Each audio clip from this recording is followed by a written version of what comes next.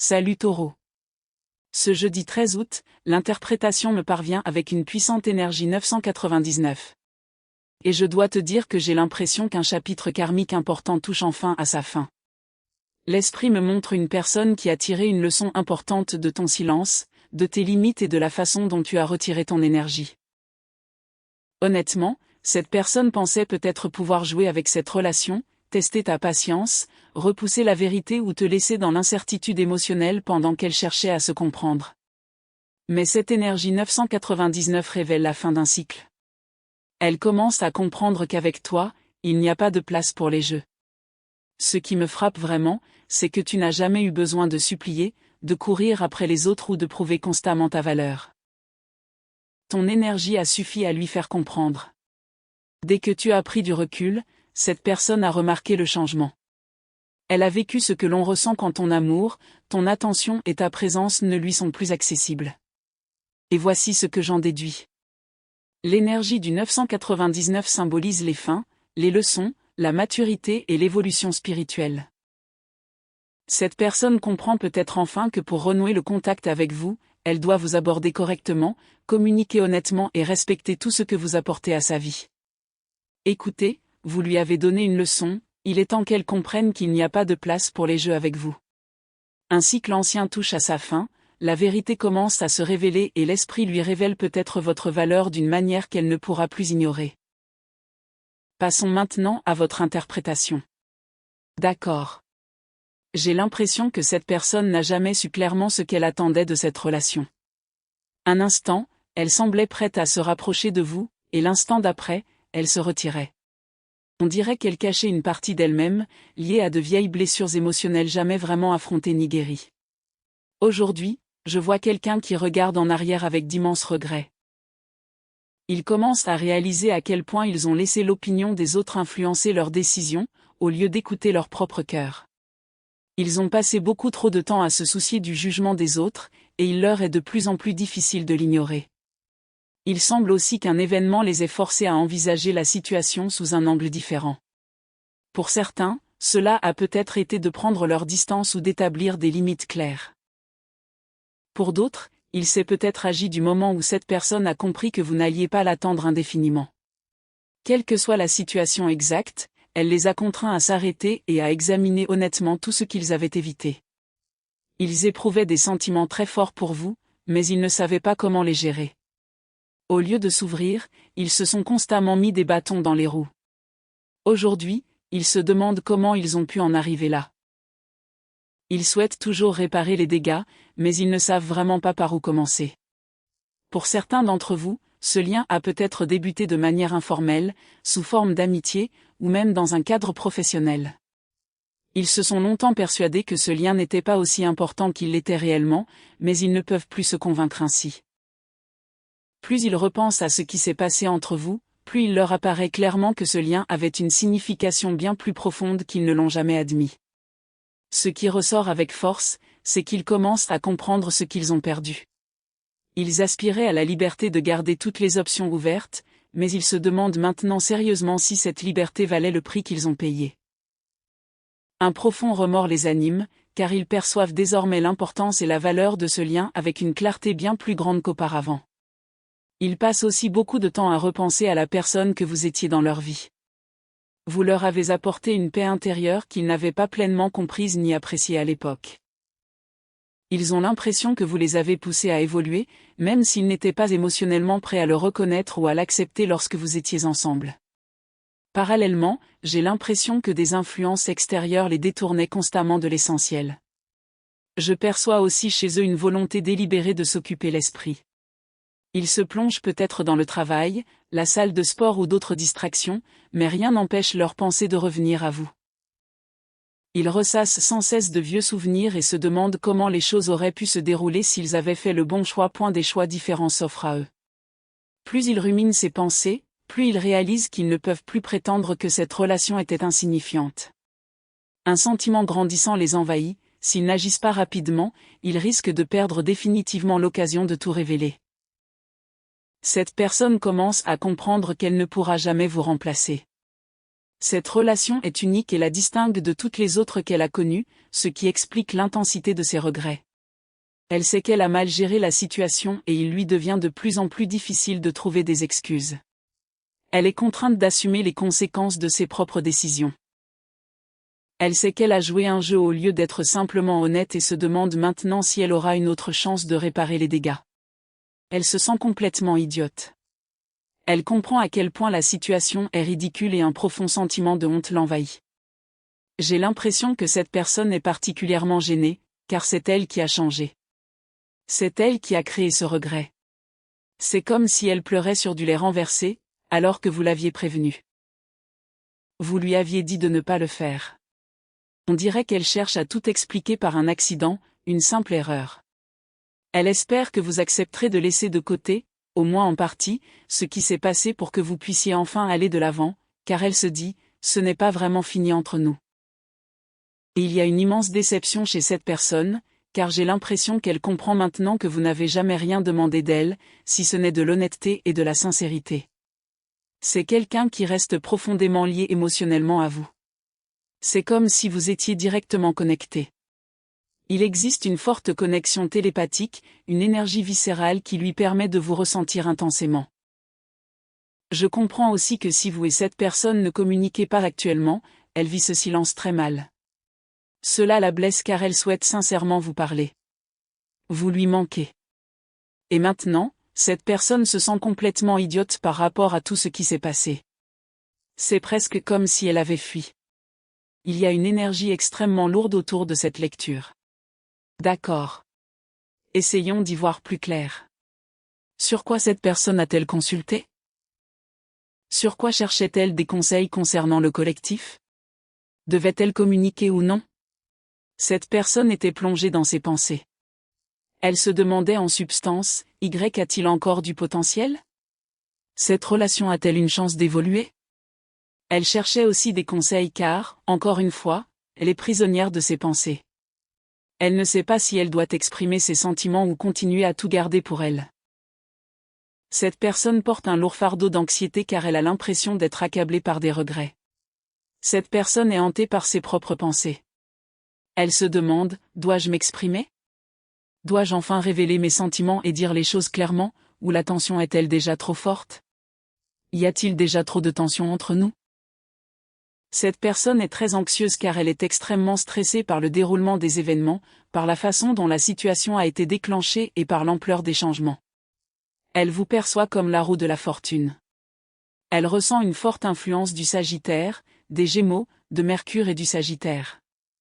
Elle voulait savoir, avant tout, pour certaines d'entre elles, peux-tu m'expliquer ce qui se passe avec cette personne? Je ne comprends pas. Nous traversons tellement de changements. Je suis tiraillée dans tous les sens. J'ai juste besoin de savoir ce que je dois faire. J'ai besoin d'être guidée. J'ai besoin que tu m'aides à trouver la bonne direction. Et encore une fois, pour certains d'entre vous, il se peut que votre interlocuteur n'ait pas formulé la question exactement de cette façon, car j'ai l'impression qu'il n'était pas tout à fait sûr de ce qu'il voulait demander, ni même de la manière de le demander.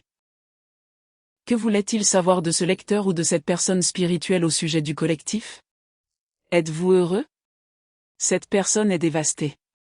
Elle se sent terriblement mal, car la situation représente le passage du 2 d'épée au 3 d'épée. En effet, si l'on considère cette énergie, il s'agit essentiellement de se demander, dois-je avancer vers quelque chose de nouveau, ou dois-je rester prisonnier du passé? Mais une fois de plus, votre interlocuteur a longtemps hésité sur la question. Cette personne hésitait. Elle n'arrivait pas à se décider. Dois-je parler? Dois-je me taire? Dois-je aller de l'avant?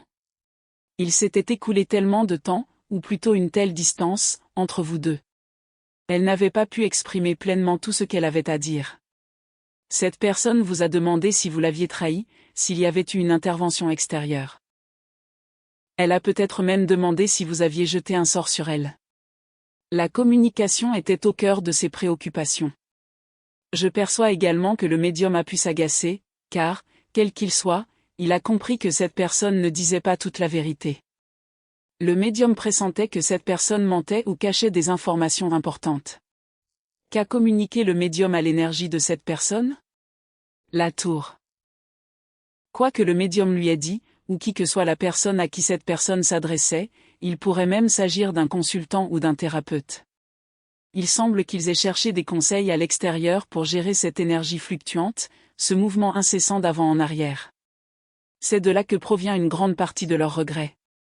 Mais qui que soit cette personne, elle a rapidement compris que mensonge, jeu, manipulation et tromperie étaient au cœur de cette situation. Elle lui a posé les questions suivantes: si tu aimes vraiment cette personne, si c'est ton âme sœur, si tu souhaites une union profonde avec elle, pourquoi ne le lui montres-tu pas? Pourquoi n'exprimes-tu pas cette affection? Pourquoi? Si vous êtes vraiment fait l'un pour l'autre, pourquoi ne pas vous libérer?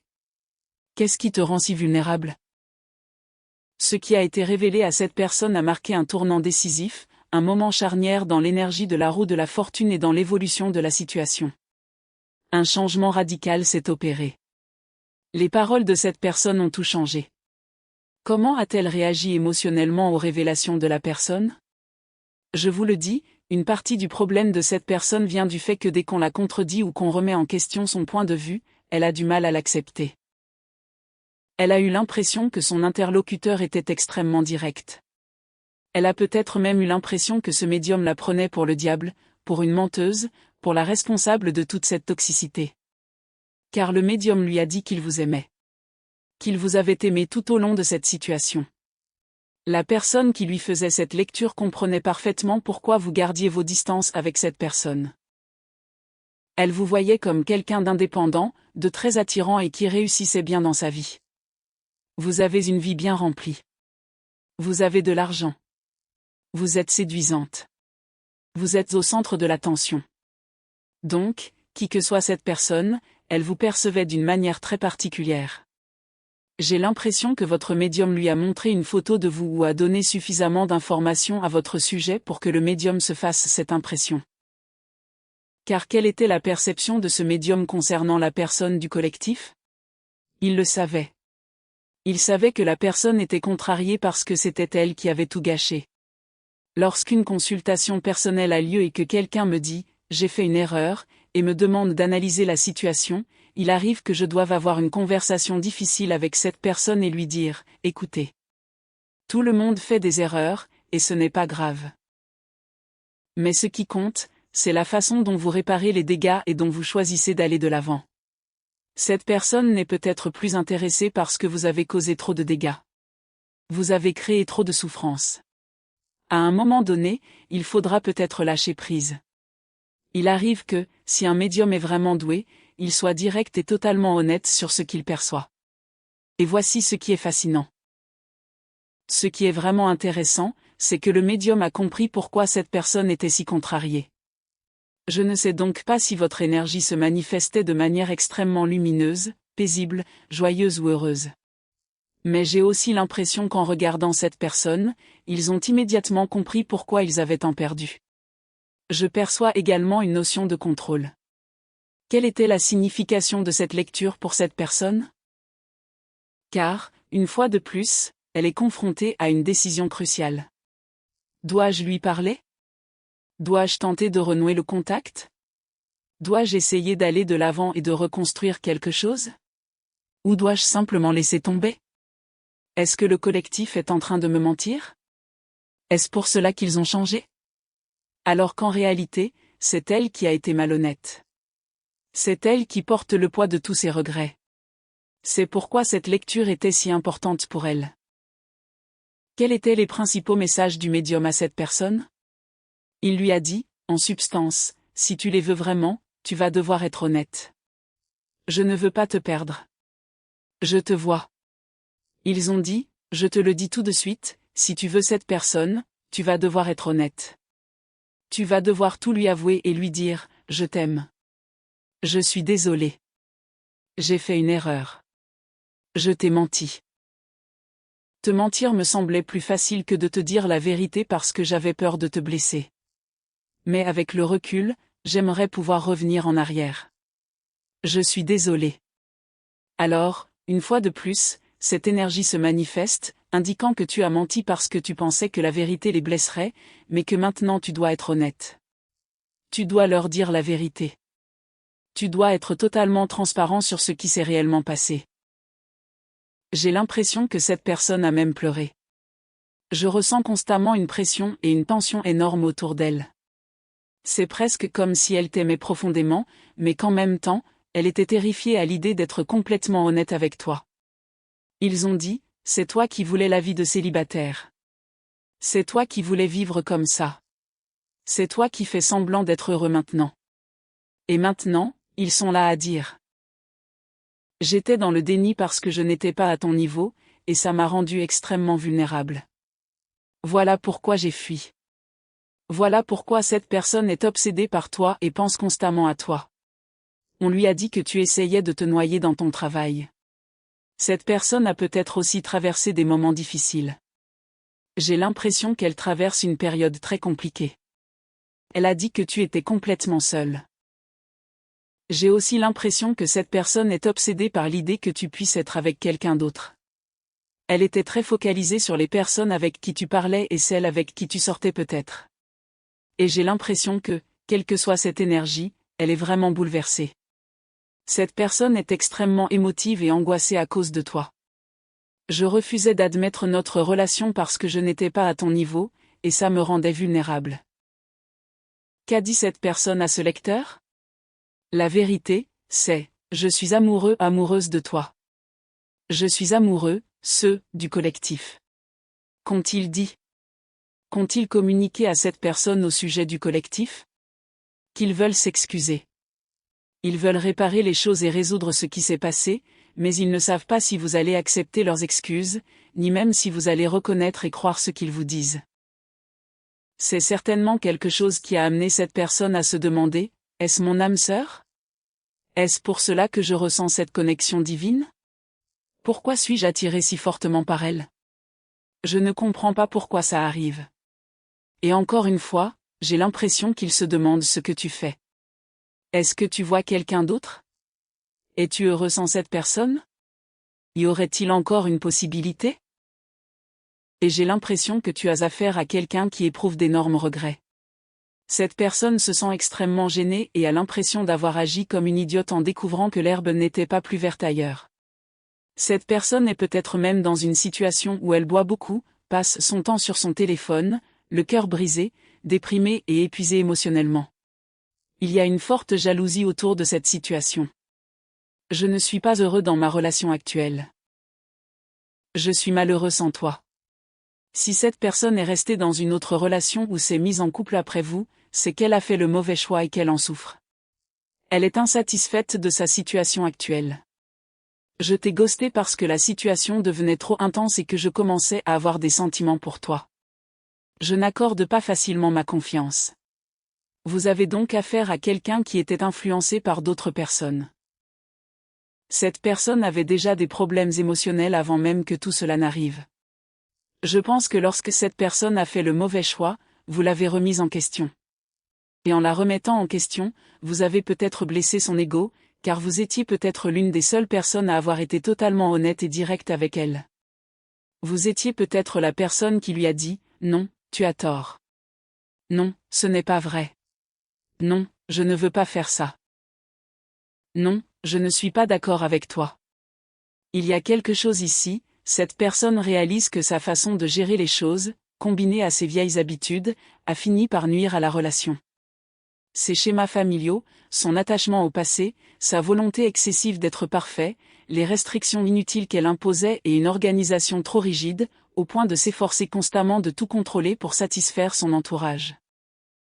Et j'ai l'impression qu'en agissant ainsi, elle a étouffé sa propre énergie. Elle a laissé les autres influencer et contrôler ses communications. Et c'est une forme de contrôle.